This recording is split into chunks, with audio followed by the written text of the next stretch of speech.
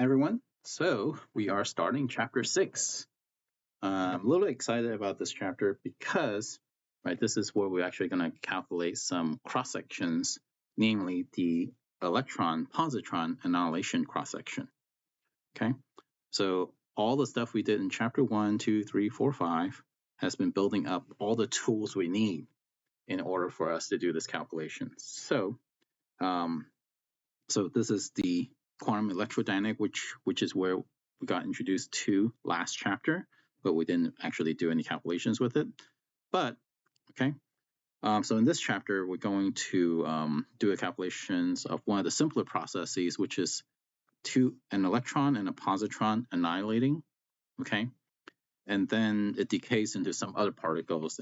Just as an example, just mu plus and mu minus. It could decay into other things, but we're going to stick with mu plus and mu minus just so that we have different particles coming in versus the particle coming out, just to make it a little bit easier to understand. Okay, so here's the Feynman diagram. Hope is okay with you. Okay, we have an electron coming in, a positron coming in, but remember these arrows are keeping track of the particleness of things. So it's an antiparticle coming in, therefore the particleness is actually going out. Each of these will have a coupling constants that I don't like, but the notation that I don't like, not that I don't like this coupling constant, he named it E.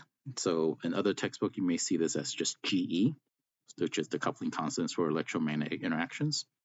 But that's okay. And there's when these two annihilate into each other, right? Matter, antimatter annihilate into each other, they turn into pure energy. Namely a photon, and this photon propagates forward, and then in this case it decays into a mu plus and mu minus. Okay, it could decay into an E plus E minus or a tau plus tau minus depending on the energy. So anything that can be pair produced electromagnetically, it could produce. Okay, so that's the Feynman diagram we're dealing with. Okay, last chapter, right, we basically took the long way around in order to derive the this annihilation. I think instead of doing it with, I think that we took the long way of E tau scattering, right? So you have E here, and then the scattering tau. Okay, and then we used the Feynman rules to figure out this annihilation version of it. Okay, so using the Feynman rules, we actually find that the minus I, okay, times the matrix elements. So we could have put this on the other side, but anyway, it's going to be this anti-particle spinner. Okay, why is this anti-particle spinner? Right. So I'm going to label the stuff up here first. Okay, this is P1, this is P2, this is P3, P4. Right. This part comes from, right, if we're looking at, remember when we were doing the Feynman rule, we always read the diagrams going backward while following the each of the particle lines backwards. So we start off with the E plus here, right? This is an antiparticle, so we put a V here instead of a U, okay? And since it's the left hand is an outgoing particle, we put the little bar there, okay? And then the momentum for this is labeled P2, okay? When we get to the vertex, right? When we get to the vertex, right? This is going to give us a factor of i.e. gamma nu, okay? Because in this case, we're dealing with actually a negative charge, okay? That's why the negative sign disappeared, okay? And then now we go back to the incoming particle, the particleness, okay? Where we get u and as a function of the E1 momentum, okay? So that's what this factor comes from, right? The one in the middle, right, comes from this photon exchange where G mu nu is basically the sum of all these different helicity states, polarization states from the photon, and then Q square is the momentum exchange. And since it's a photon, it's massless, so we don't have to deal with any minus mx squared term, right? Similarly, right, if you start off over here with the mu minus, right, this is the outgoing one, okay? So this is a particle, so therefore it's just a regular U, okay? And since it's outgoing, we have this little adjoint, right? And this has momentum P3, okay? So that's why we write P3 here, okay? And when we get to the vertex, we get an IE gamma nu, right? These mu's and nus are the Lorentz indices, right? Goes from 0 to 3, okay? Right? And then once we pass the vertex, we come out on this side with a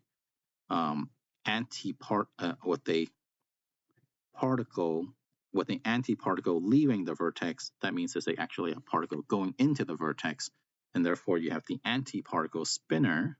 Oops. Okay, but then without the adjoint because it's an incoming particle. All right. All right. Before we get started on trying to plug this matrix elements in, right? Let's talk about how accurate this lowest order calculation is, right? This is only one of infinite number of Feynman diagrams you can draw with this annihilation process. Namely, so here's some example that the book gave you, right? Let's look at this left diagram here, right? You could have the same annihilation, okay? But then the photon, right, can decay into a E plus E minus here, for example, okay? And then come back together as a photon again. And then the outgoing particle will be your mu minus mu plus, okay? So there could be an additional loop in here, right? Basically, this diagram is the original diagram up here, but happening twice, okay? Another higher order diagram is what's known as final state radiation, where you have the E plus E minus coming in here, okay? You get a photon, and then these decay, okay? But during this decay, since these are both charged particle, mu plus, mu minus, mu plus, nope, backward. I'm just keeping track of the particleness, right? Okay. These can actually emit photons into each other, and they would, form this little triangular thing. This is also known as a loop, okay, because it's actually an enclosed thing, okay? You can also have a situation where the initial and the final state actually are connected together by an extra photon, okay? This also makes a loop in here. So these are first order, these are the next order loop diagrams, okay? And let's think about how these higher order diagram contributes to basically the probabilities or the cross sections of these interactions, okay? So probability, interactions, decay rates, those are all the same similar concepts, right? They're actually the same type of calculation to get to a very slightly different concept, okay? So looking at this equation up here, right? Okay, for the lowest order Feynman diagram, right, we have two factors of E's. I'm going to highlight them here. One E here, one E here, okay? Remember, these are the coupling constants for quantum electrodynamics, okay?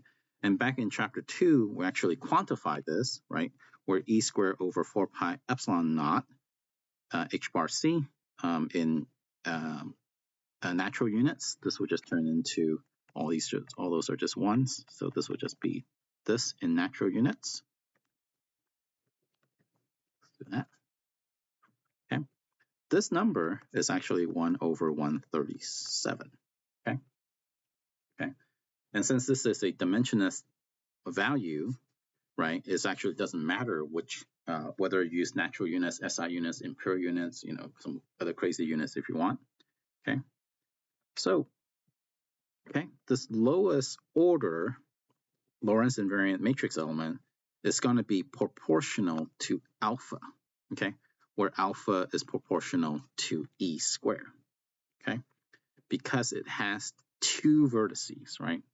Each vertex is contributing a factor of E to it, so therefore, right, two vertex makes one alpha, okay? Since these are quantum mechanical processes, each possible process must be added in amplitude first. That means you have to add the matrix elements first together, right? M1, M2, squiggly M3, and so on like that, before you do the complex conjugate square, right? You have to add them up first, okay? So if we were to account for these next order higher order diagrams, okay, instead of just having something that's proportional to alpha, okay, these next order higher order diagram is going to be proportional to alpha squared. I'm going to show you why right now, okay? So for example, this diagram has 1 vertex, 2 vertex, 3 vertex, 4 vertex, right? So this is e squared, and then this is going to be e to the 4th power, right? So that's going to be alpha squared, okay? Going to be proportional to alpha squared, right? Similarly, right, this also has 1, 2, 3, 4 e's in it. So this is also proportional to alpha squared. And this diagram is also proportional to alpha squared. I'll let you count the e's, okay? So in this case, right, what happens is that, right, the amplitudes, right, all these little m's, right, okay, you're going to have the lowest order that's going to be proportional to alpha. The next one is going to be a proportional to alpha squares. Okay, so what does that do?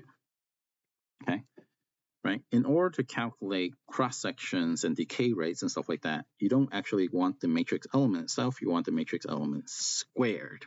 Okay, so when you take this right down here and you square it, okay, what happened is that the lowest order term is going to be proportional to alpha squared, okay? But when you multiply these cross terms, right, you have an alpha here, you have an alpha squared here, you're going to have terms that are proportional to alpha to the 3rd power, okay? But when you have the alpha squared terms multiplied together, you're going to have stuff that's proportional to alpha to the 4th power, okay? So the contribution to the cross section or the decay rate, right, the first order, the lowest order is proportional to alpha squared. The next one is actually proportional to alpha to the 3rd power, okay? Just because of these cross terms when you do the matrix multiplication, matrix element square, okay? So these probabilities or cross sections or decay rates, whichever process we happen to be dealing with, right? The lowest order is alpha squared. The next one is going to be alpha to the 3rd power, okay? So by doing only the lowest order calculations, right? Remember that alpha is 1 over 137, okay? Our final answer is going to be accurate to about 1%, okay? So this is just something that we should think about, and this fact that we have to add these multiple matrices together before we square it is going to come into play soon also when we have to deal with this calculation where we have multiple spin state that we have to add up.